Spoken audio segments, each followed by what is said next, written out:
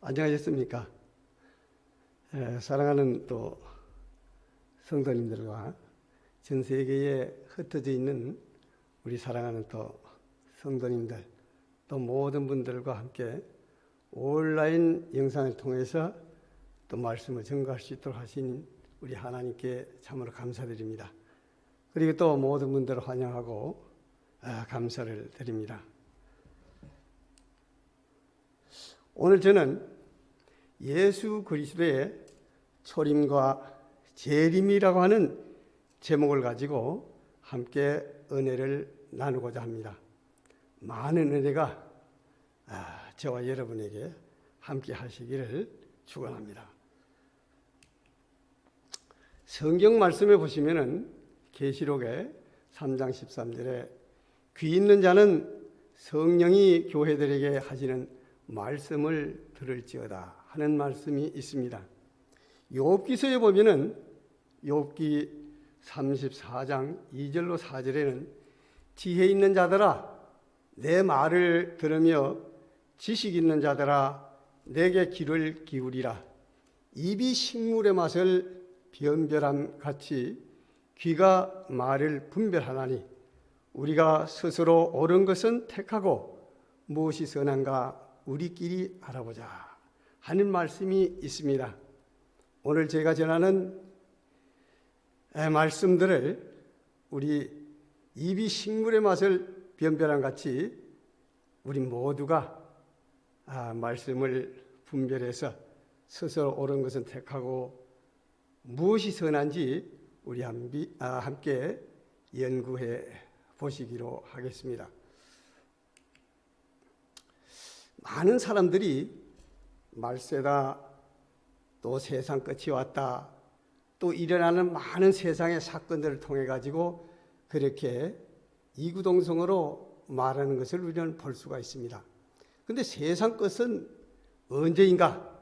우리가 그렇게 말을 한다고 해서 세상 끝인가? 또 일어난 사건들을 볼 때에 세상 끝이라고 우리가 생각할 수 있을 것인가? 성경에는 세상 끝에 대한 말씀을 우리 예수님께서 하셨습니다. 마태복음 24장 14절로 보시면은 이 천국 복음이 모든 민족에게 전거되기 위하여 온 세상에 전파되리니 그제야 끝이 오리라.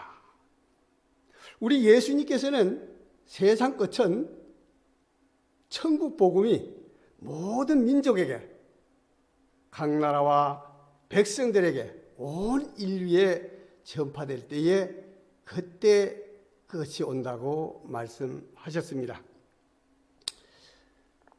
오늘 우리가 살고 있는 시대는 글로벌 시대다. 세계적이다. 그리고 온라인이나 유튜브를 통해 가지고 많은 기별들이 뉴스가 전달되고 있습니다. 그런데 성경에는 그네침이라고 하는 말씀이 기록된 데도 있습니다. 그래서 저는 이번 말씀을 전하는 시간에 이런 생각을 좀 해봤습니다.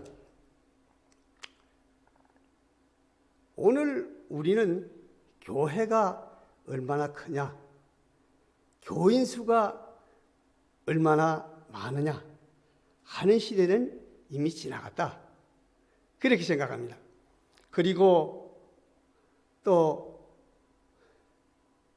예수님 당시에 걸어가면서 복음을 전파하라고 하실 때에 전대를 가지지 말고 두보로 또 가지지 말라고 하면서 복음을 전하라고 하실 때에 그런 시대도 이미 지나갔습니다.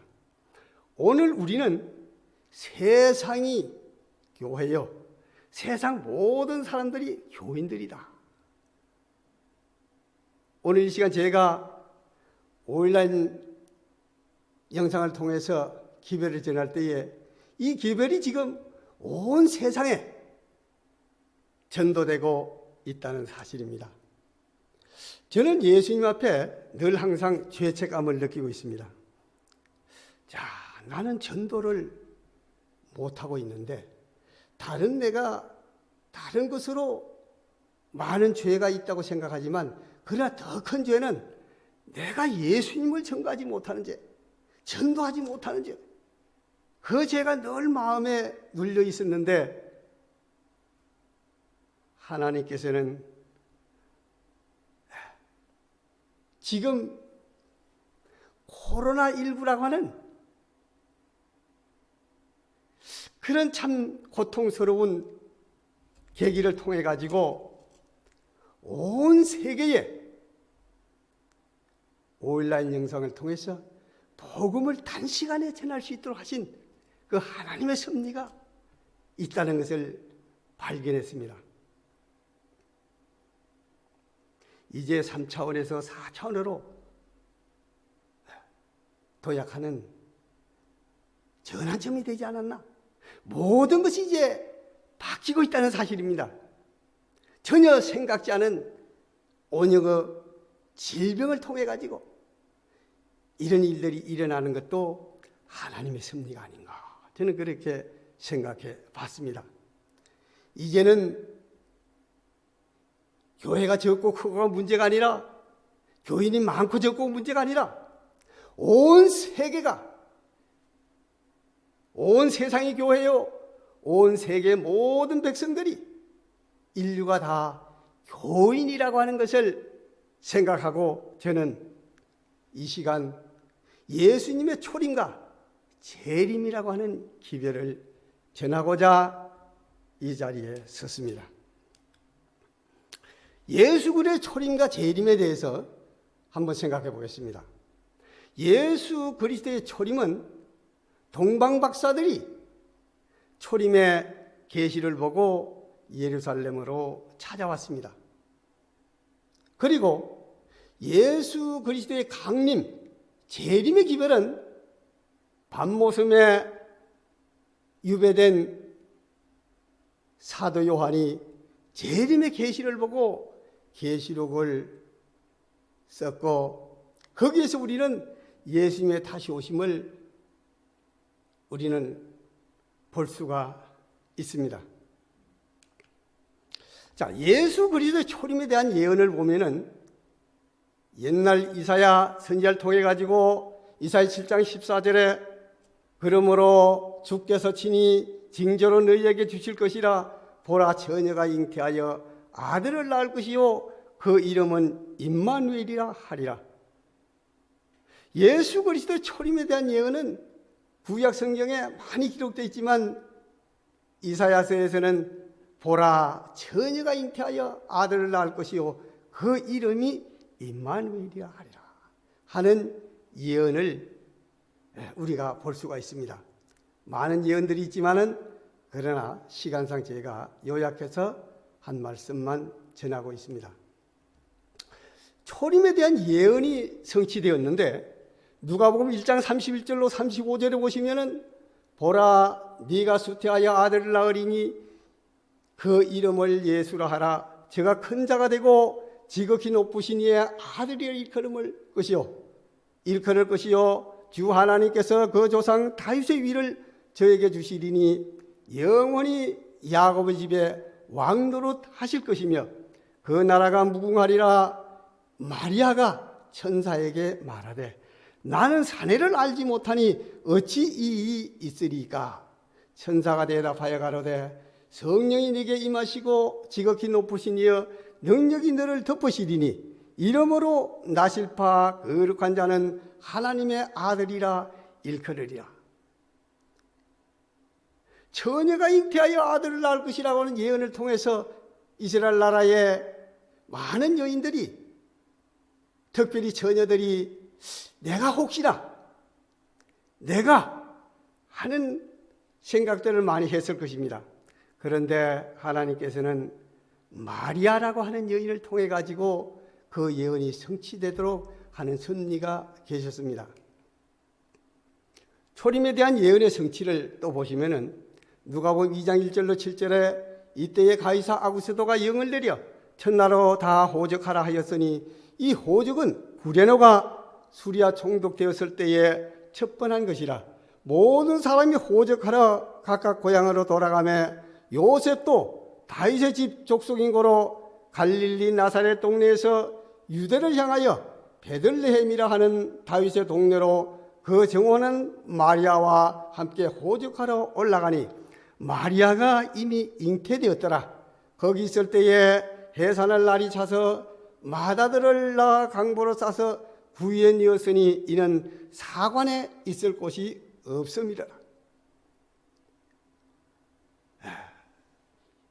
예수님께서 초림하실 당시에 로마의 가이사 아구스도가 영을 내려가지고 천하로 다 호적을 하라고 할 때에 마리아 요셉도 그 호적하러 베들레헴으로 가는 길에 여관에 머물 곳이 없어서 우리가 잘 알다시피 구유에서 아기를 낳았는데 그분이 바로 예수 그리스도 초림으로 오신 것이다 하는 것입니다.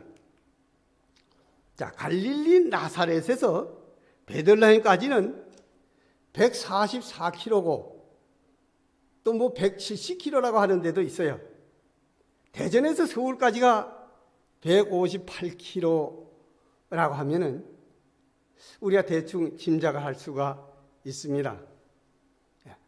그래서 거의 키로수를 따져보면 400리, 거의 300리, 또 250리에서 300리 되는 거리를 가는 동안에 그들이 그렇게 사관에서 우리 예수 그리스도를 낳았다는 것입니다. 현재의 그 나사렛과 베들레헴을 사진으로 봤습니다. 이런 환경이었습니다. 자, 예언의 성취를 다시 보시면은 갈라디아서 4장 4절에 바울 선생이 사도 바울이 기록하기를 때가 참에 하나님이 그 아들을 보내사 여자에게서 나게 하시고 때가 참에 때가 차야 돼요. 다니엘서를 우리가 연구하면은 어느 때에 예수님께서 오실 것이라고 하는 2300주의 예언을 우리가 풀어보면 때가 찰 때가 언제라는 것을 우리가 볼 수가 있습니다. 그 때가 찼을 때에 우리 예수님께서 한 여자의 몸을 통해 가지고 나셨다는 거죠. 그래서 저는 이제 예수 그리스도의 초림의 생애를 성경을 통해서 한번 살펴보겠습니다. 예수 그리스도의 탄생은 마태복음 2장 1절 2절에 헤롯 왕 때에 예수께서 유대 베들레헴에서 나심에 동방으로부터 박사들이 예루살렘에 이르러 말하되 유대인의 왕으로 나시니가 어디 계시뇨? 우리가 동방에서 그의 별을 보고 그에게 경배하러 왔노라 하니. 동방 박사들이 별을 보고 우리 예수님의 초림을 맞이하기 위해서 유대 땅까지 왔다는 거예요. 우리는 그리스도인이라면 또 아니면 믿지 않는 사람이라도 12월 25일은 예수 그리스도의 탄생일이라고 그렇게 믿고 온 세상이 떠들썩하게 또 환영도 하고 기뻐하고 또 선물도 나누고 축복받는 날로 은혜의 날로 우리가 정하고 그렇게 지난다는 사실입니다. 그럼 우리 예수님의 초림을 모두가 이렇게 잘 알고 있어요. 그래서 예수님이 그렇게 초림하셔가지고 어떻게 이 땅에서 살아 계셨던가 우리 그리스도인들은 잘 알고 계시겠지만 또 온 세상에 아직 예수님에 대해서 알지 못하는 사람들에게 영상을 통해서 다시 한번 새롭게 그들에게 이 기별을 전하는 바입니다. 예수 그리스도께서 나셔서 소녀 시절에는 성경의 마가복음 6장 3절에 보시면은 이 사람이 마리아의 아들 목수가 아니냐 하는 구절이 있습니다. 그래서 어린 시절에는 아버지 요셉 밑에서 목수일을 했습니다. 성경에 그렇게 되어 있습니다. 어릴 적서부터 그는 목수일을 배우면서 가정에서 그런 교육 속에서 그가 자라나고 있다는 사실을 성경을 통해서 있었다는 사실을 성경을 통해서 우리가 알 수가 있습니다. 그리고 예수님께서 이제 그 일일이 모든 생애를 다 성경에 있어도 이야기할 시간이 없고 요약해서 제가 말씀을 드리겠습니다. 예수 그리스도는 성경에 보면 세례를 받으셨다, 요단강에서 침례를 받으셨다 또 하는 그런 기독교인들이 있습니다. 또 성경에 그렇게 되어 있습니다. 마가복음 1장 9절로 11절에 그때 예수께서 갈릴리 나사렛에부터 와서 요단강에서 요한에게 세례, 침례를 받으시고 곧 물에서 올라오실 때에 하늘이 갈라짐과 성령이 비둘기같이 자기에게 내려오심을 보시더니 하늘로서 소리가 나기를 너는 내 사랑하는 아들이라 내가 너를 기뻐하노라 하시니라. 우리 그리스도인들은, 기독교인들은 보면은 어떤 교회에서는 세례를 베풀고 또 어떤 교회에서는 침례를 베풀고 하는 것을 우리는 볼 수가 있습니다. 그런데 사실은 요새 교회에서 세례하는 것과는 성경적은 좀 달라요. 성경에 보면은 요단강에서 물에서 세례를 받으셨다고 하지만 침례라고 그렇게 말하는 것이 맞습니다. 그 예수님께서 침례를 받으시고 예수 그리스도께서 이제 공중봉사, 천국 복음을 전하러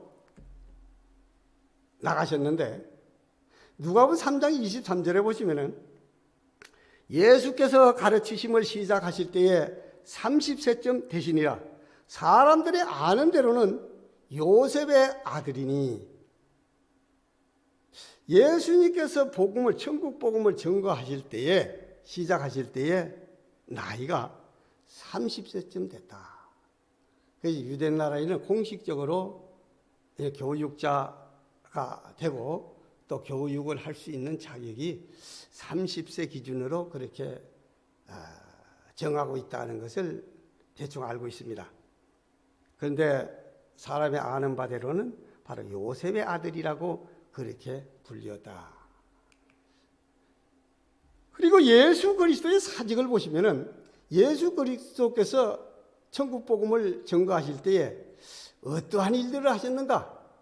마태복음 4장 23절에 보시면은 예수께서 온 갈릴리에 두루 다니사 저희 회당에서 가르치시며 천국 복음을 전파하시며 백성 중에 모든 병과 모든 약한 것을 고치시니, 예수님께서는 천국 복음을 전파하시며 백성 중에 모든 병과 모든 약한 것을 고치셨다. 천국의 좋은 소식만 전한 것이 아니라 어떻게 했어요? 모든 질병들, 모든 환자들, 또 약한 모든 것들을 고치셨다고 성경에 기록하고 있습니다.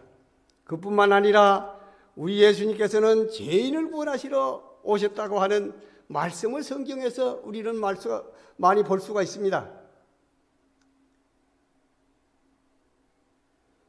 요한복음 8장 8절에 보시면은 저희가 묻기를 맞이 아니하는지라 이에 일어나 가라사대 너희 중에 죄 없는 자가 먼저 돌로 치라 하시고 다시 몸을 굽히사 손가락으로 땅에 쓰시니, 또 요한복음 8장 10절 12절에 보시면은 예수께서 일어나사 여자 외에 아무도 없는 것을 보시고 이르시되 여자여 너를 고소하던 그들이 어디 있느냐? 너를 정죄한 자가 없느냐? 대답하되 주여 없나이다. 예수께서 가라사대 나도 너를 정죄하지 아니하노니 가서 다시는 죄를 범치 말라 하시니라. 간음을 하다 붙잡혀온 이 여인, 어쩔 수 없이 모세의 율법을 통해서 돌로 침을 받고 죽을 수밖에 없는 그런 순간에 우리 예수님께서는 그 여인을 구원하셨습니다. 그 내용들은 우리 그리스도인들은 너무나 잘 알고 있고 많은 설교를 통해서 알고 있습니다.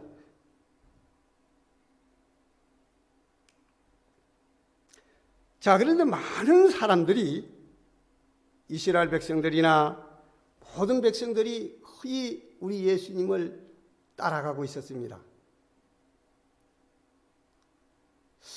그때에 서기관과 제사장들이나 이런 많은 사람들이 시기와 질투가 생겨가지고 예수님을 없이하고자 계획을 많이 세웠습니다.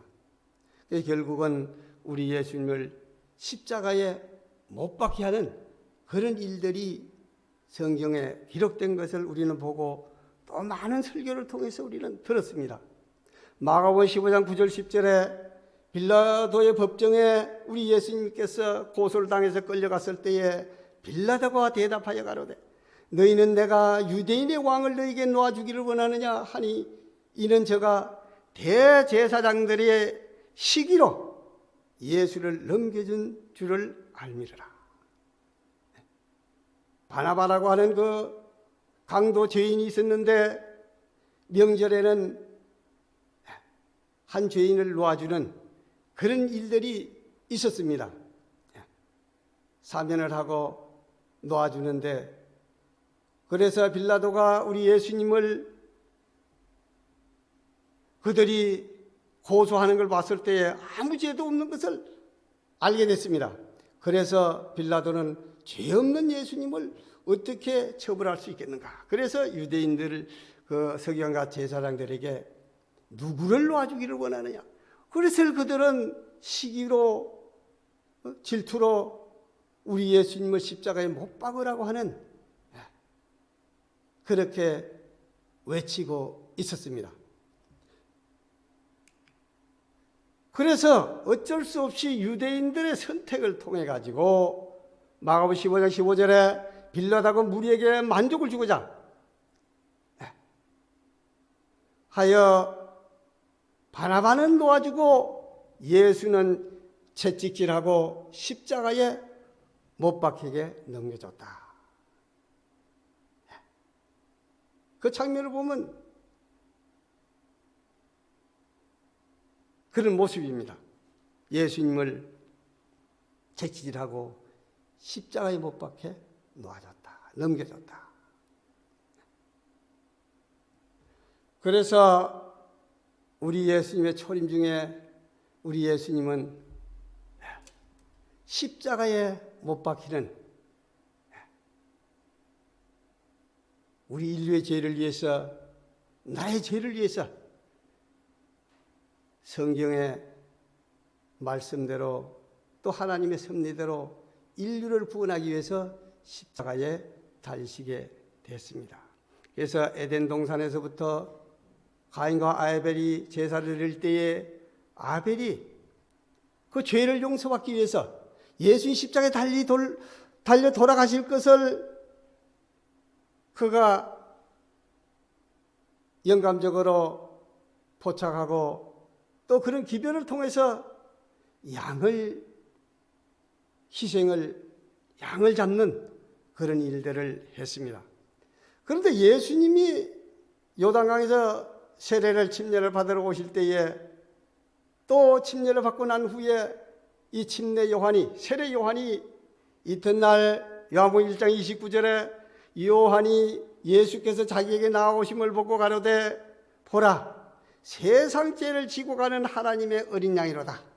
에덴에서부터 이미 세상 죄를 지고 갈 어린 양으로서 예언되었고 그 예언이 실제적으로 갈바리의 십자가에서 이루어진 것입니다. 그것이 바로 예수님의 초림입니다. 그리고 예수 그리스도께서는 부활하셨다 하는 말씀이 성경에 기록되어 있습니다. 마태복음 28장 5절 6절에 보시면은 천사가 여자들에게 일러 가로되 너희는 무서워 말라 십자가에 못 박히신 예수를 너희가 찾는 줄을 내가 아노라. 그가 여기가 계시지 않고 어떻게 해요? 그의 말씀하시던 대로 살아나셨느니라. 와서 그의 누우셨던 곳을 보라. 예수님께서 돌아가시고 그 무덤에 안치되고 3일 만에 예수님께서 말씀하신 대로 부활하셨다는 겁니다. 그래서 일반 개신교회나 어떤 모든 교회들이 부활절을 지켜요. 예수님께 부활하셨다고. 그게 초림이에요. 예수님이 태어나시고 그렇게 사시고 또 죽으셨다가 부활을 하신 것입니다. 그럼 예수님께서 부활하신 후에는 그걸 어떻게 하셨는가? 사도행전 1장 3절 보시면은 해 받으신 후에 십자가에 달려 돌아가셨던 후에 부활하신 후에 또한 저에게 확실한 많은 증거로 친히 사심을 나타내사 40일 동안 저에게 보이시며 하나님 나라의 일을 말씀하시니라. 하루도 아니고 예수님께서 죽으셨다가 부활하셔서 얼마 동안? 40일 동안 많은 사람들에게 보이시고 증거하셨습니다. 그 당시 사람들이 예수님 십자가에 달려 돌아가시고 끝난 줄 알았는데 보니까 예수님께서 부활하셔가지고 제자들과 같이 다니시고 또 많은 사람들에게 나타내 보이셨다는 거예요. 그러면 그 후로 그러면 또 어떻게 하셨는가? 그럼 그 후로 그럼 또 돌아가셨는가? 부활하신 후로 돌아가셨느냐? 또 궁금하지요. 그 후로는 예수님이 어떻게 하셨는가? 사도행전 1장 8절 9절을 보시면은 오직 성령이 너에게 임하시면 너희가 권능을 받고 예루살렘과 온 유대와 사마리아와 땅끝까지 이르러 내 증인이 되리라 하시니라. 이 말씀을 마치시고 저희 보는 데서 올리어 가시니 구름이 저를 가리워 보이지 않게 하더라. 예수님께서 성천하셨다는 게 하늘로 올라가셨다. 40일 동안 증거하시고 하늘로 올라가시는 거예요. 너희가 성령이 임하면 성령을 받으면 너희가 권능을 받고 예루살렘과 온 유대와 사마리아와 땅끝까지 누구의 증인이? 예수 그리스도의 증인이 되리라. 이 말씀을 마치시고 저희 보는 데서 하늘로 올려가시니 구름이 저를 가리어 보이지 않게 하더라. 이건 과학적으로 설명할 수 없는 일입니다. 물론 예수님께서 이 땅에 계셔서 하는 업적인 모든 사절을 보시면 전부 이해할 수가 없어요. 이해가 되지 않아요. 무엇을 증명할 수가 없어요. 사람이 하늘로 올라가는 증명할 수 있겠습니까? 그런데 성경에 제자들이 본 그대로 사도행전은 누가라고 하는 마태, 마가, 누가라고 하는 그 제자 중에 누가가 그걸 기록을 했어요. 근데 하늘로 올라가는 모습을 놓고 기록했다 이 말이에요. 거짓말을 기록할 수가 없겠죠. 그래서 다른 건 다 믿어요. 이것도 믿어야 됩니다. 이것이 바로 우리 예수님께서 초림하신 초림에 대한 성경의 증거입니다. 자, 그 다음에 그럼 예수님께서 하늘로 올라가셔가지고 뭐 하시는가? 또 이거 궁금해요. 이제는 여기에서 많은 기독교인들이 여기에 대해서 좀 이해를 못하고 있어요. 예수님이 하늘로 올라가셔서 하나님 우편에 보좌 우편에 앉으셨다. 그럼 예수님께서 보좌 우편에 만날 의자에만 앉아 계십니까? 궁금하지 않아요? 바울은 히브리서 유대인들에게 편지를 써서 기록하기를 히브리서 4장 14절에 보시면은 그러므로 우리에게 큰 대제사장이 있으니 성천하신 자 곧 하나님의 아들 예수시라. 우리가 믿는 도리를 굳게 잡을지어다. 사도 바울은 그래요. 바울 선생이라고 하는 사람은 그랬어요. 우리에게 큰 대제사장이 있다. 그런데 대제사장이 누구냐? 성천하신 자 하나님의 아들 곧 바로 예수 그리스도시다. 그럼 예수님이 하늘에 올라가셔서 뭘 하세요? 대제사장으로 계신다는 거예요. 근데 많은 사람들이, 많은 그리스도인들이 그걸 이해하지 못하고 있는 그리스도인들이 많이 있어요. 근데 저는 성경을 말씀드리는 겁니다. 성경에 있는데 우리 성경을 봐야 돼. 우리는 뭘 믿느냐? 성경을 믿는 거예요. 하나님의 말씀을 믿는 거예요. 믿음은 하나님의 말씀을 믿는 것이 믿음이지, 저 사람 믿음이 좋다, 그게 좋은 게 아니에요. 당신이 뭘 믿느냐? 하나님의 말씀을 말씀 그대로 믿는 사람이 믿음이 있는 사람입니다. 자, 그럼 예수 그리스도 큰 대제사장이 되셨다, 하늘에 가셔서. 그 대제사장에서 뭘 하시느냐? 요한일서 2장 1절 2절에 보시면은 나의 사랑하는 나의 자녀들아, 내가 이것을 너희에게 쓰면 너희로 죄를 범치 않게 하려 함이라. 만일 누가 죄를 범하면 아버지 앞에서 우리에게 대언자가 있으니 곧 의로우신 예수 그리스도시라. 저는 우리 죄를 위한 화목제물이니 우리만 위할 뿐 아니요 온 세상의 죄를 위하심이라.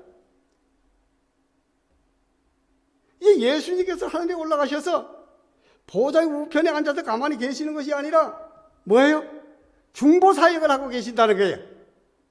옛날 이스라엘 백성들이 구약 시대에 보면 제사장이 있고 대제사장이 있고, 그 제사 제도를 우리가 잘 이해하지만은 또 이해되지 못하는, 믿지 않는 사람들이 있겠지만은, 그런데 예수님께서 하늘에 올라오셔서 큰 대제사장으로서 우리의 죄를 위해서 어떻게 우리의 대언자는 대신 변호사, 변호인을 하고 계신다. 그런데 우리뿐만이 아니고 온 세상의 모든 사람들을 위해서 중보하고 계신다. 지금 그 일을 하고 계시는 거예요, 예수님께서. 이것이 바로 예수 그리스도의 초림입니다. 초림과 재림에 대한 이해를 좀 돕자면은, 수많은 사람들이 예수 그리스도의 초림에 대해서는 잘 알고 있어요. 그런데 재림에 대해서는 아는 사람이 별로 없어요. 또 예수 그리스도를 믿는다고 하는 그리스도인들마저도, 그들 중에서도 재림에 대한 성경상 진리를 잘 이해하지 못하고, 그것뿐만이 아니고 많은 사람들이 너무 많이 있어요. 그것은 정말 실로 안타까운 일이 없어요. 아닐 수 없습니다. 이제 지금부터 예수 그리스도의 초림은 제가 말씀드렸고, 재림에 대하여 한번 연구해 보기로 하겠습니다.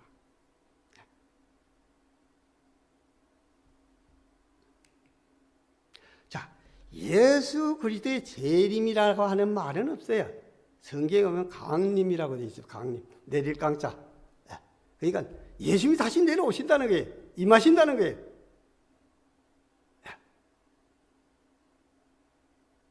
근데 많은 사람들이, 많은 기독교인들마저도 믿지 않아요. 믿는 사람도 있고, 그렇게 사람이 죽으면 뭐 한다고요? 천당과 지옥을 가는 것이지. 사람이 죽으면 바로 천당과 지옥으로 간다는 거예요. 그건 성경에 그런 말이 없어요. 예수님이 다시 오신다는 거예요. 베드로서 3장 4절과 3절 4절에 보시면은, 먼저 이것을 알지니 말세에 기롱하는 자들이 와서 자기의 정욕을 쫓아 행하며 기롱하여 가로되 주의 강림하신다는 약속이 어디 있느냐, 재림하신다는 약속이 어디 있느냐. 조상들이 잔 후로부터 만물이 처음 창조할 때와 같이 그냥 있다 하니. 사람이 죽으면, 예수 믿는 사람들도 그래요. 사람이 천당과 지옥을 가는 것이 뭐 또 예수님이 다시 오시면 뭐로 오셔? 그렇게 믿으면 성경을 잘못 믿고 있는 거예요. 분명히 예수님께서는 다시 오신다는 거예요. 초림 때 이 땅에 오신 것처럼 예수님께서 다시 오신다는 겁니다. 밤모섬에 유배됐던 사도 요한이 계시를 보니까 그랬어요. 계시록 1장 7절에 보시면은 볼지어다 구름을 타고 오시리라. 각인의 눈이 그를 보겠고 그를 찌른 자들도 볼 터이요 땅에 있는 모든 족속이 그를 인하여 애곡하리니 그러하리라. 아멘. 아멘. 십자가에 달렸을 때에 로마군이 그를 찔렀어요. 옆구리를. 그 찌른 자들도 볼 터이요 한다면 어떻게 돼요? 그도 살아난다는 거죠. 살아나야 볼 거 아닙니까? 그게 어떻게 그렇게 되겠는가?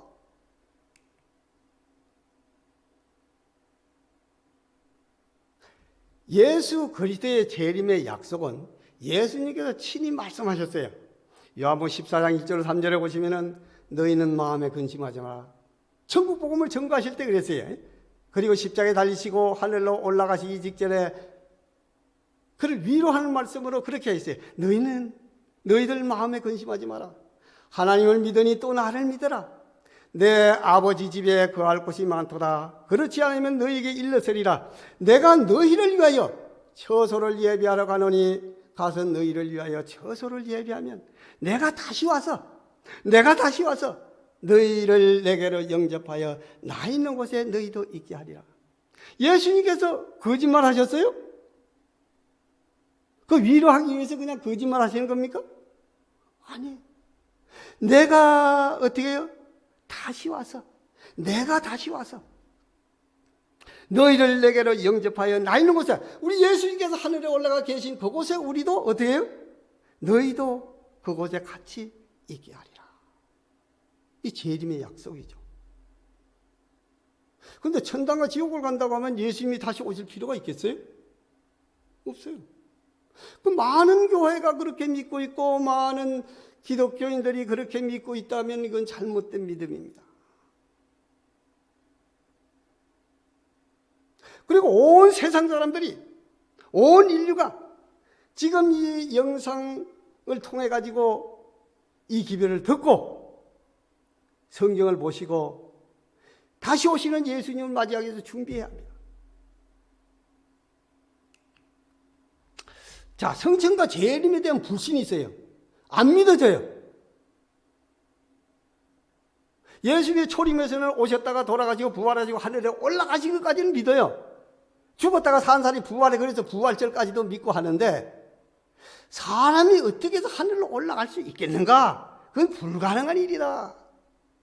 사람이 죽으면 육체는 땅에서 썩지만 그저 영이 하늘에 가서 그저 영의 세계에서 살 것이다. 그렇게 믿고 있던 사람들에게 예수님께서 이렇게 말씀하셨어요. 그러면 요한복음 6장 62절에 그러면 너희가 인자의 이전 있던 곳으로 올라가는 것을 볼 것 같으면 어찌하겠느냐. 너희들이 안 믿는다는 말이야. 그럼 내가 그렇게 하늘로, 내가 전에 있던 그 하늘로 올라가는 것을 보면 너희가 어째 믿겠느냐? 어떻게 하겠느냐? 자, 예수님의 성천과 재림의 약속을 다시 한번 또 보죠. 사도행전 1장 10절과 11절에 올라가실 때에 그랬죠. 내가 하늘로 올라가는 걸 보면 너희들 어떻게 하겠느냐 그렇게 하셨는데 진짜 올라가시는 거예요. 부활하시고 40일 동안 증거하시고 하늘로 이제 올라가시는데 올라가실 때에 제자들이 자세히 하늘을 쳐다보고 있는데 흰옷 입은 두 사람이, 이 천사들이죠, 저희 곁에 서서 가로되 갈릴리 사람들아 어찌하여 서서 하늘을 쳐다보느냐. 너희 가운데서 하늘로 올리우신 이 예수는 하늘로 가심을 본 그대로 오시리라 하였느니라. 이렇게 올라가신 것처럼 다시 그대로 본 그대로 오신다는 거예요. 이게 재림의 약속이에요. 많은 사람이 초림을 믿는데 재림을 못 믿고 있어요. 그건 불가능하다고 생각해요. 근데 성경은 그렇게 말씀하고 있어요. 예수님 초림 때도 처녀가 잉태하여 아들을 낳을 것이요. 처녀가 어떻게 잉태해요? 나는 사내를 알지 못하는데 내가 어떻게 아이를 낳습니까? 마리아 그랬어요. 그런데도 마리아는 남자를 알지 못했는데 아이를 낳았어요. 그렇다면 예수님의 재림의 약속도 어떻게 그렇게 이루어져야죠. 초림을 믿으면서 재림을 못 믿는다고 하면 이거는 우리가 성경을 잘못 믿고 있다는 것입니다. 자, 재림의 징조와 사건을 보시면은 우리 예수님께서 이 땅에 계실 때에 당신의 오실 때의 그 사건을 징조를 말씀하셨어요. 마태복음 24장 30절로 31절에 보시면 그때의 인자의 징조가 하늘에서 보이겠고 그때의 땅의 모든 족속들이 통곡하며 그들이 인자가 구름을 타고 능력과 큰 영광으로 오는 것을 보리라. 저가 큰 나팔 소리와 함께 천사들을 보내리니 저희가 그 택하신 자들을 하늘 이 끝에서 저 끝까지 사방에서 모리라. 예수님 오실 때에 어떻게 예수님 믿고 죽은 모든 사람들을 이제 부활시킨다 이 말이에요.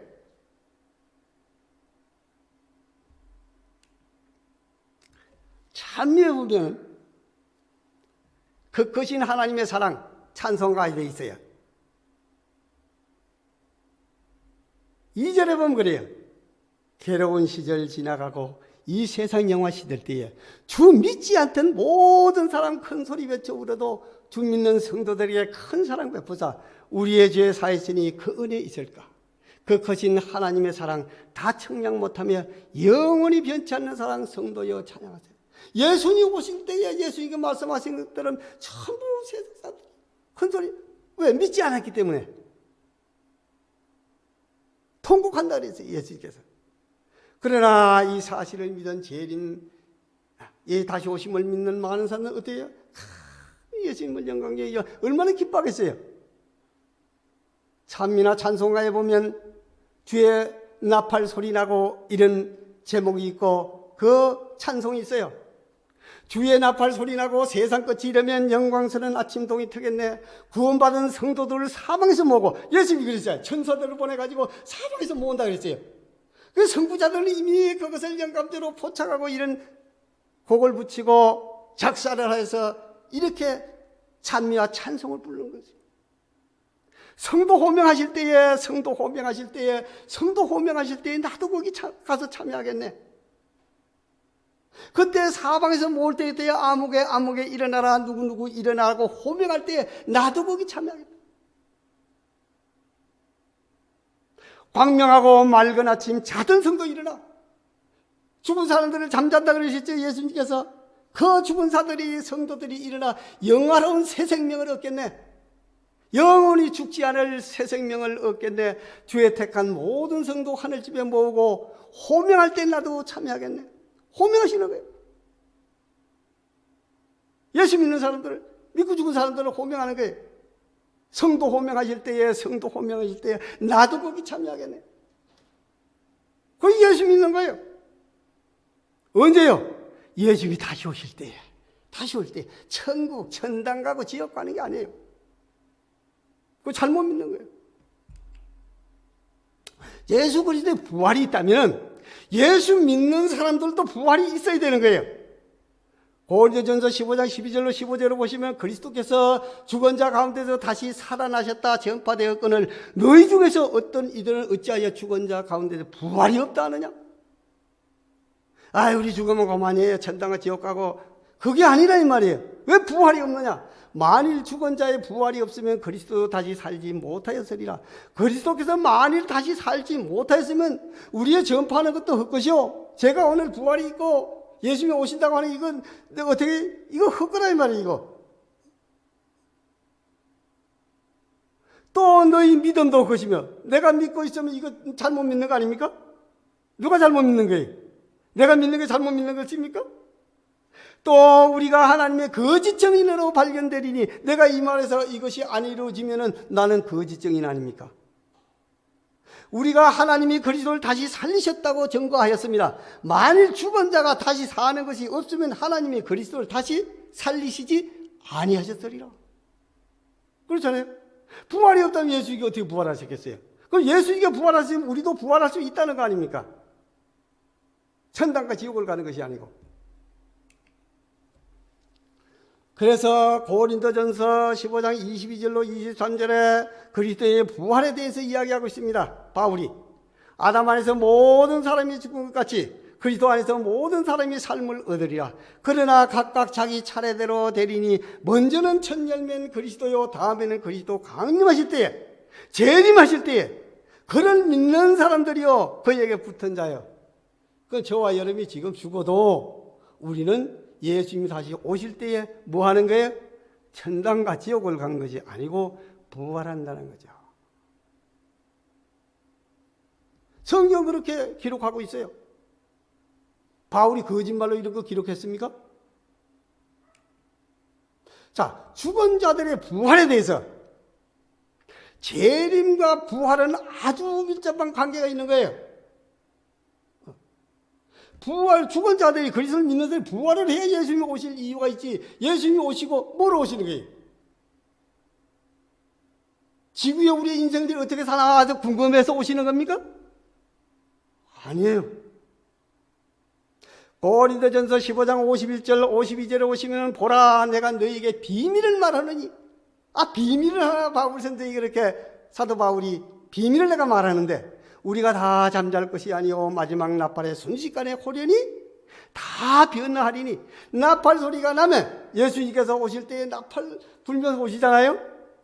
천사들 통해서 죽은 자들이 썩지 아니할 것으로 다시 살고 우리도 변화하리라.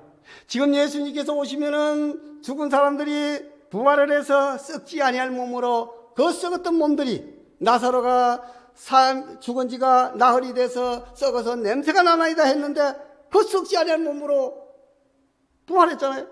그처럼 우리도 그렇게 부활한다는 거죠. 그 살아남은 사람도 그냥 그대로 하늘에 올라갈 수 없어요. 그래서 우리도 썩지 아니할 몸으로 어떻게 해요? 변화하리라. 그렇게 돼요. 요한복음 5장 28절로 29절에 이를 기이 여기지 마라. 무덤 속에 있는 자가 다 그의 음성을 들을 때가 오나니 선한 일을 행한 자는 생명의 부활로 악한 일을 행한 자는 심판의 부활로 나오리라. 저 무덤을 보십시오. 저 많은 무덤 가운데 저는 어떻게 해요? 사람들이 다 부활한다는 거예요. 우리 예수님께서 호명할 때 큰 무덤에서 열리고 그를 찌른 자도 보고 이게 사실인지 거짓인지 잘못 믿는지 잘 믿는지를 보기 위해서 우리는 부활해야 될 거 아닙니까? 예수의 재림을. 재림과 부활과 성천. 그 부활을 해가지고 우리가 어떻게 되느냐? 데살로니가전서 4장 16절로 18절에 보시면 주께서 호령과 천사장의 소리와 하나님의 나팔로 치니 하늘로 쫓아 강림하시리니 그리스도 안에서 죽은 자들이 먼저 일어나고 예수 믿다가 어디에? 에덴에서부터 아담으로부터 예수 믿고 죽은 많은 사람들이 먼저 일어나고 그 위에 우리 살아남은 자도 저희와 함께 구름 속으로 끌어올려 공중에서 주를 영접하게 하시리니 그리하여 우리가 항상 주와 함께 있으리라. 그러므로 이 여러 말로 서로 위로하라. 우리 예수님 오시면은 죽은 사람들이 먼저 일어나고 썩지 아니할 몸으로 일어나고 그때까지 죽지 않고 살아있던 사람들은 그 당시에 살아있는 사람들은 변화된 모습으로 우리 예수님을 영접하고 하늘로 올라간다. 자, 그럼 성천에서 이제 하늘로 올라가서 뭐 하느냐? 내가 있을 곳을 예비하면 어디에? 내가 다시 와서 너희를 내게를 영접하여 나 있는 곳에 너희도 있게 하리라. 그 예수님 계신 곳에 우리가 간다 이 말이야. 계시록 22장 1절 2절에 보시면 또 저가 수정같이 맑은 생명수의 강을 내게 보이니 하나님과 및 어린 양의 보좌로부터 나서 길 가운데로 흐르더라. 강 좌우에 생명나무가 있어 12가지 실과를 맺히되 달마다 그 실과를 맺히고 그 나무에 잎사귀 되는 만국을 소성하기가 있더라. 참 이 천국에 가서 잃어버린 낙원이죠. 에덴 동산의 낙원이죠. 그 천국에 가서 우리 예수님과 이렇게 사는 거예요. 우리 이 땅에서는 참 여러 가지 힘든 세상을 살고 있지만 천국에서는 그런 곳이 이 땅하고 같다면은 천국이 그렇다면은 우리 천국 갈 필요도 없겠죠.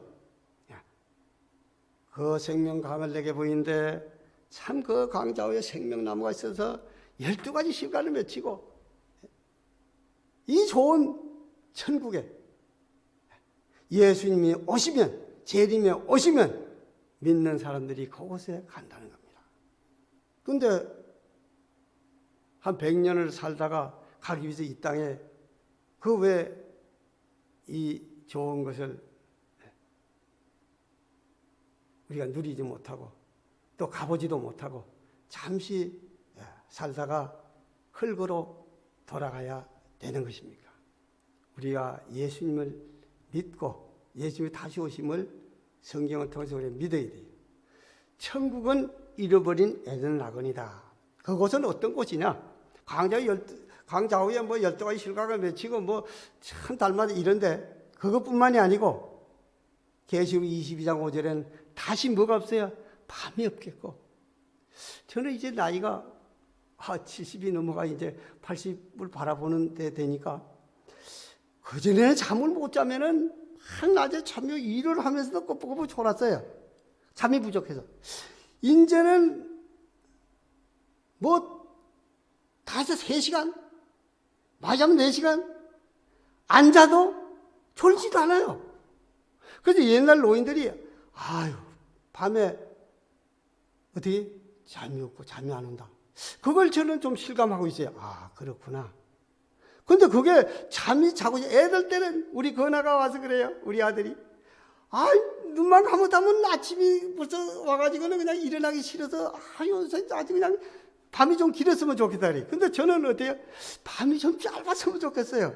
왜요? 9시에서 10시쯤 자면은 5시, 6시까지 몇 시간 잡니까?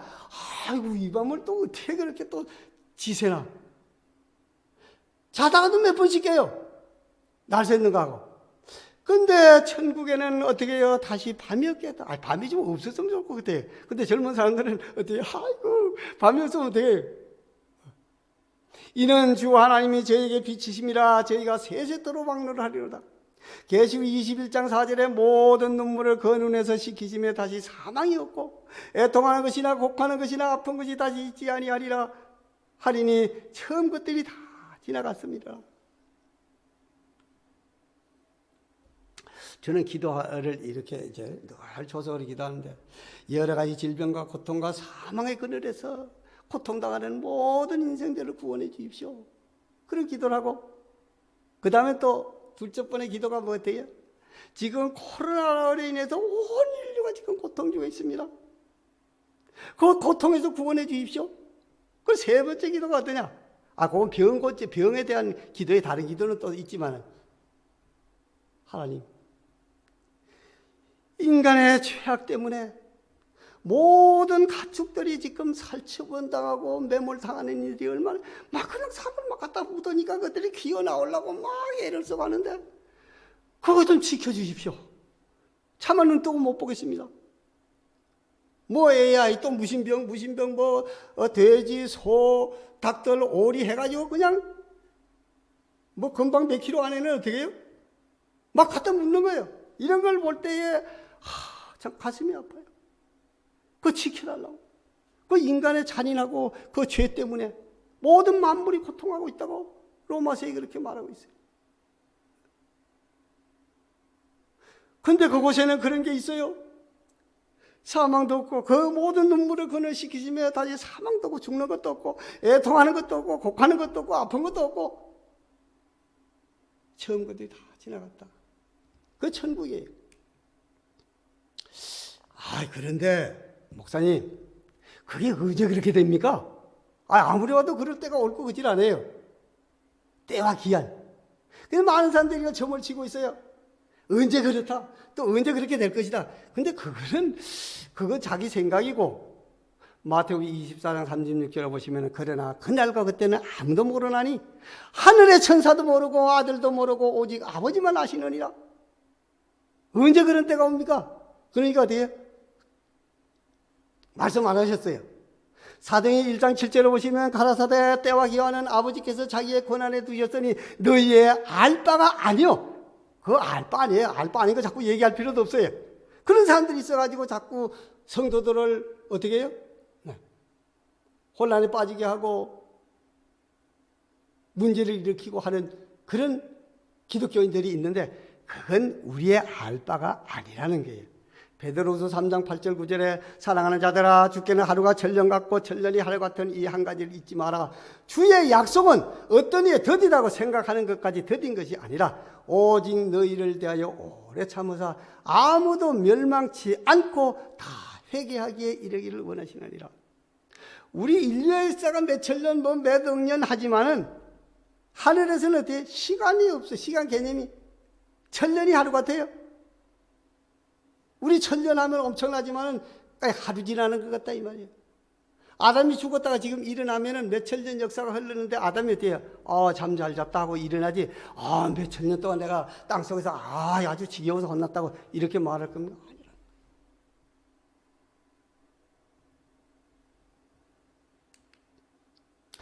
그래서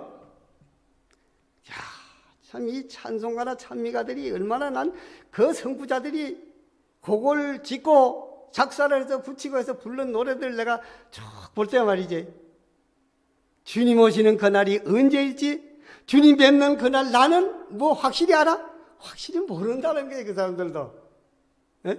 언제 오실지. 그러나 지금 주님은 하늘 위 지성소에서 뭐해? 내 죄 위에 중보하네. 대제사장으로서 중보하고 있다는 걸 선구자들이 이미 알았어요. 우리가 알고 있지만, 그러나 어떻게 많은 교인들이 지금 오늘날 모르고 있어요. 그런데 또 우리는 알아요. 중보하네. 내 죄 위에 지성소에서 중보하네. 그 휘장이 거치는 그날 이 땅으로 오시겠네. 그때 찬란히 빛나는 주님의 영광, 나 그곳에 참여하리. 얘가 우리 주님의 재림을 맞이하기 위해서 이런 너를 위로를 받고 지내 살아왔다 이 말이야. 응? 2절에 가서 보면 하늘 천사들 청하는 찬미 소리. 예수님 오실 때 그 음악 소리가 말이죠. 이 죄악 세상에서 비록 듣지만 이건 들을 수 없는 거예요. 그때나 들을 수 있는 거죠. 주님 지성소 나오게 되는 그날에 그 노래를 들으리라. 대제사장으로 그걸 마치고 이제 지성소에서 우리를 데리러 오실 때에, 그때 그 노래를 들을 때에 그건 뭐 말할 수 없어요. 저 천사들 노래 따라 내 주님을 찬미하리. 그때 그냥 우리도 같이 그냥 어떻게 해요? 그때 찬란히 빛나는 주님의 영광, 나 그곳에 참여하리. 3절에 가서 그래요. 주님 준비한 빛나는 시온성이 내려오잖아요. 그 시온성이 하늘 토성에 들어가잖아요. 지금 이 땅에서 비록 볼 수 없으나 볼 수 없어요. 상상도 못해. 나의 주님이 이 땅에 오시는 그날 나 시온성 보게 되리. 저 하늘 문 열리는 그날 날 내 주님을 배우리라. 그때 사랑과 평화와 감사와 찬송 온 천지에 가득하리. 이게 뭐예요? 예수님의 재림이에요. 재림에 오실 때 이른다는 거예요. 이걸 믿는 그리스도인들이 얼마나 되고 세상 사람들이 이걸 아는 사람이 얼마나 됩니까? 오늘 이 시간 이 온라인 영상을 통해서 이 기별을 보고 또 이 그림을 보고 할 때에 실제로 그렇게 된다는 것을 영감적으로 포착하고 많은 선구자들이 이미 이렇게 놓은 것을 우리는 믿고 있고, 여러분들도 이 영상을 보시는 모든 여러분들을 그렇게 믿어야 합니다. 네. 믿지 못하면 여러분들은 예수님 오실 때 통곡하게 되는 거예요.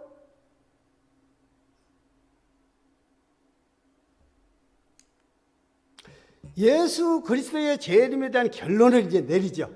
초림도 우리가 받고 재림도 받고, 초림은 잘 믿어. 예수님의 초림 12월 25일 크리스마스. 안 믿는 사람도 그거 다 믿고 그렇게 그날을 어떻게 해요? 기념을 하는데, 재림의 날은 더한 거예요. 실제로 만나는 거예요. 밤모섬에 유배되었던 이 사도 요한이 뭐예요? 그 계시록을 받아 쓰면서 나중에 결론은 다 그 정량을 덮어놓고 하늘을 쳐다보고 그 예수님이 오시는 걸 쳐다보고 어떻게 했어요? 이것들을 정가신 이가 가라사대 내가 진실로 속히 오리라 하시거늘 내가 진실로 속히 가리라. 그렇게 하실 때에 사도 요한은 뭐라 그랬어요? 아멘 주 예수여 오시옵소서. 아멘 아멘. 그럼 우리는 할 게 아무것도 없다. 아멘 아멘 아멘 아멘. 그렇게 될지어다. 그렇게 되기를 원합니다. 내가 소원합니다. 아멘 아멘.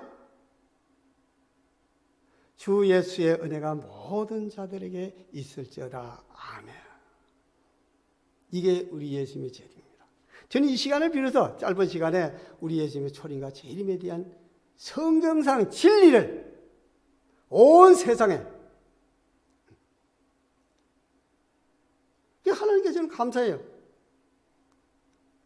우리가 부정적으로만 생각할 것이 아니라 긍정적으로, 하나님께 이 땅에 이런 모든 참 질병을 통해서라도 이 기별이 온 세상에 전거되도록 하기 위한 하나님의 섭리가,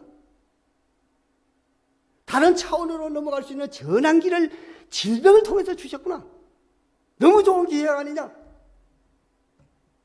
그렇지 않으면 이 작은 교회 교인 얼마를 어떻게 모셔놓고 그저 이 기비를 전해봐야. 그 예수님은 어떤 교회나 교인들을 초월한 온 세계의 교회, 온 세계를 교회 무대로 삼고 온 세상 백성들을 교인으로 삼아서 이 다시 오시는 우리 예수님의 재림의 기별, 재림의 기별을 전하도록 하신 이 은혜를 저는 감당할 수가 없었습니다. 그래서 이번 동기 집회에 그래, 내가 할 일은 이거야. 온 세상에, 온 세상 거민들 앞에 예수님의 다시 오심을 증거하자. 그래서 한 영혼도 낙오되지 아니하고 다 구원받아서 우리 이 땅에서 이렇게 만난 것처럼, 또 영상을 통해서 이렇게 만난 것처럼 우리 모두 하늘에 가서 만나서 영원히 영생 복락을 누리는 우리 모두가 되자. 그렇게 되기를 축원합니다. 아멘. 오늘 이 시간 참 함께 이 기회를 들어주신 모든 분들 건강하시고, 또 다음 기회를 통해서 또 우리 하나님께서 허락하시면 더 좋은 기회를 여러분들에게 전하면서 함께 은혜를 나누겠습니다. 감사합니다. 하늘에 계신 감사하신 우리 아버지여, 아버지의 은혜를 다시 한번 감사드립니다. 아버지, 죄로 말미암아 죽을 수밖에 없었던 이 영혼을 우리 하나님께서 긍휼히 여기시고 사망의 그늘에서 건져내 주시고 우리 예수님을 알게 하시고 믿게 하시고 지금 이 시간까지 인도하시며 우리 하나님의 말씀을 듣고 보고 또 전할 수 있도록 하시니 참으로 감사드립니다. 오늘 이 시간을 통해서 짧은 시간에 우리 예수님께 이 땅에 처음 초림해 오신 기별과 또 예수님께 하늘로 올라가셔서 무엇을 하시고 또 우리를 데리시러 다시 오시겠다는 그 약속을, 또 그 약속의 말씀을 우리로 하여금 알게 하시고 또 전하게 하신 그 은혜를 무한히 감사드립니다. 오늘 이 기별을 듣는 모든 사람들이 우리 혼자만 듣고 알 것이 아니라 또 주위에 있는 모든 가족들에게, 이웃들에게, 또 모든 사람들에게 전달해서 우리 주님의 재림을 촉진시키고 속히 다시 오시는 우리 예수님 영광 중에 영접하고 우리가 이 땅에서 이렇게 만난 것처럼 또 영상으로도 이렇게 만난 것처럼 우리 하늘에 가서 모두 만나게 되시기를 간절히 바라면서 우리 예수님 그리스도의 이름으로 간절히 축원합니다.